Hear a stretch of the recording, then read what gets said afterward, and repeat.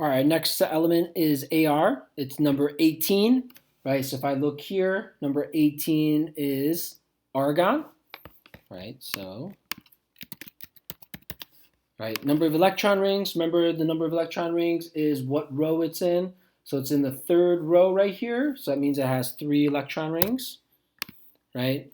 Valence electrons, remember, is you can only have a total of 8 valence electrons, so you can never count more than that, right? Remember, we completely ignore the middle stuff. We only count the tall columns. So it goes 1, 2, 3, 4. It's in the 5th, 6th, 7th, and it's all the way at the very end. So that means that it's in the column with 8 valence electrons. All right, so I'm going to put 8 valence electrons. All right, so now let's make the atom. Okay, so before we start, we need to know how many protons, neutrons, and electrons it has. All right, we do know that it has 8 valence electrons. Right, so again, that number right here in the top left corner, the most important, which is the atomic number, that tells us 2 things. One, it tells us the number of total protons and total electrons. Right, so it's 18 total protons and 18 total electrons. So again, I've counted already the protons. Right, so I should have 18 protons in here. Right.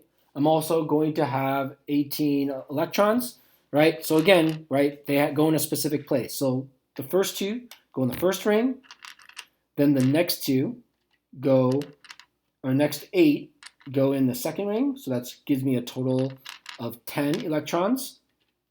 And then again, it has 8 valence electrons in the third ring, which means I should have 8 electrons in the third ring. Oops. Stay. Okay, there you go. Right? So now I have 18 total electrons, with 8 of them being in the outermost ring, the third one. All right? Again, how did I figure that out? Remember, if you look at the periodic table, there's a reason why the periodic table looks like this, right? There's only 2 electrons, or 2 elements in the first ring.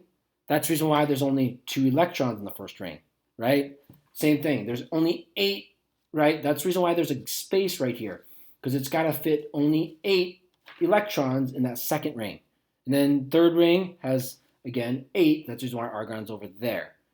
All right, now how many neutrons it has? All right, argon is, again, right, its atomic mass is close to 40, right? We're going to round that up to 40, which means it has, right, that's the number of protons and neutrons. Since it has 18 protons and we're at 40 here, it means it has to have 22 neutrons, right? Because 18 plus 22 equals 40.